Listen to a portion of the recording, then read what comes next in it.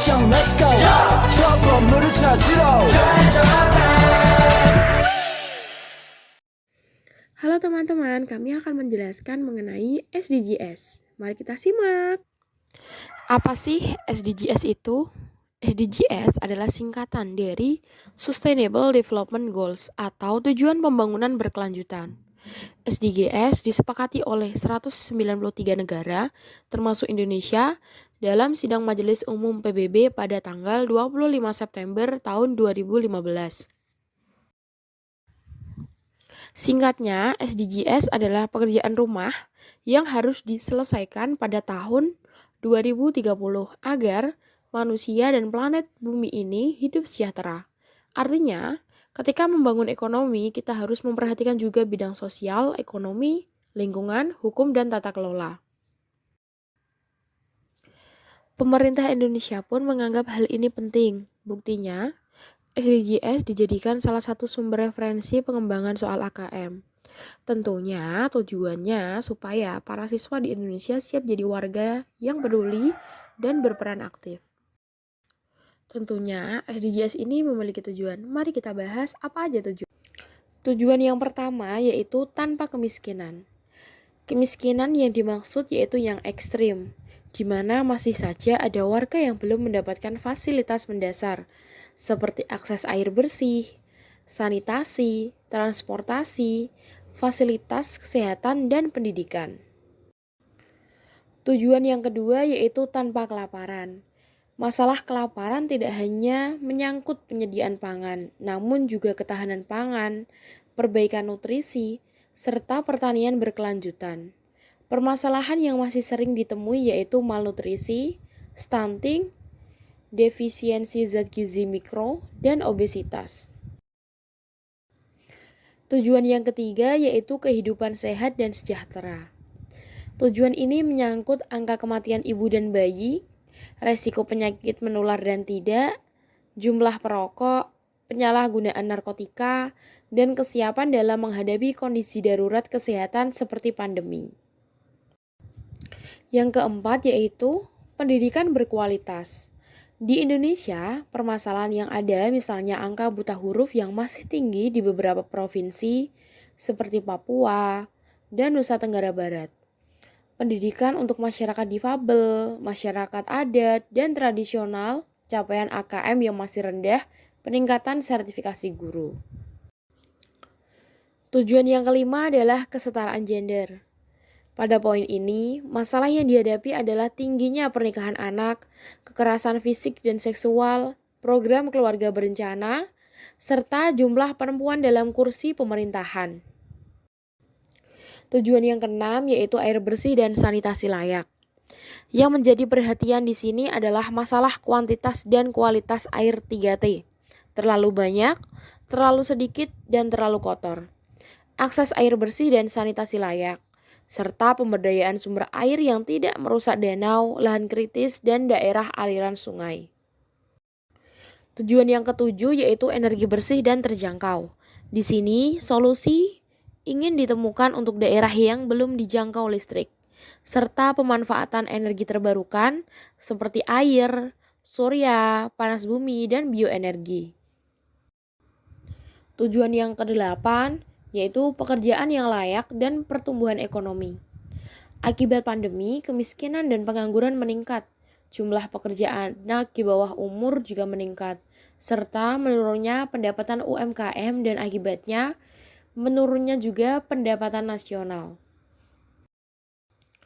Tujuan yang kesembilan, industri, inovasi, dan infrastruktur. Yang ingin dikembangkan di sini misalnya pembangunan infrastruktur ekonomi seperti jalan, bandara, dan pelabuhan, penyebaran internet, pembangunan industri hijau, ekonomi kreatif dan digital, dan industri halal, serta peningkatan riset ilmiah. Tujuan yang ke-10 yaitu berkurangnya kesenjangan. Kesenjangan yang dimaksud yaitu ditemukan pada ekonomi daerah tertinggal, diskriminasi dan pelanggaran HAM, perlindungan warga Indonesia di luar negeri, sistem pajak, dan kepemilikan lahan. Tujuan yang ke-11, kota dan pemukiman yang berkelanjutan.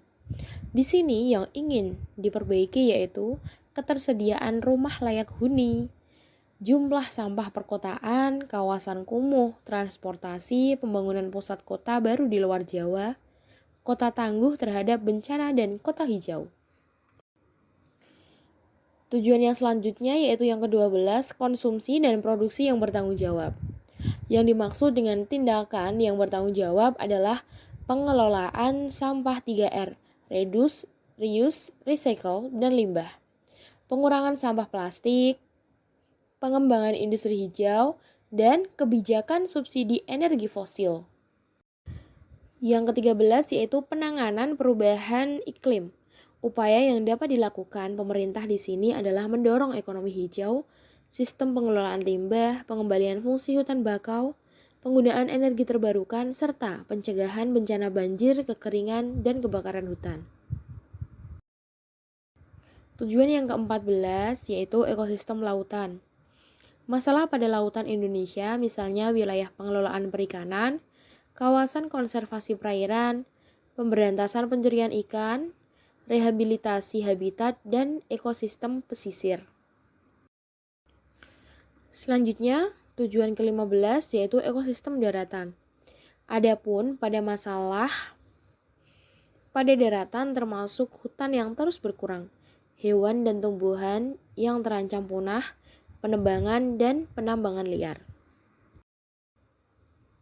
Tujuan ke-16, perdamaian, keadilan, dan kelembagaan yang tangguh. Yang ini ditingkatkan yaitu akses bantuan hukum, keamanan, kekerasan terhadap anak, pemberantasan korupsi, pelaksanaan demokrasi, dan kebijakan non-diskriminatif.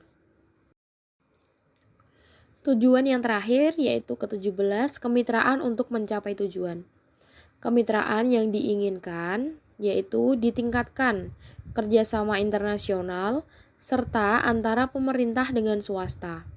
Bentuknya, misal, dengan peningkatan penggunaan internet, pertukaran informasi dan komunikasi, serta peningkatan ekspor.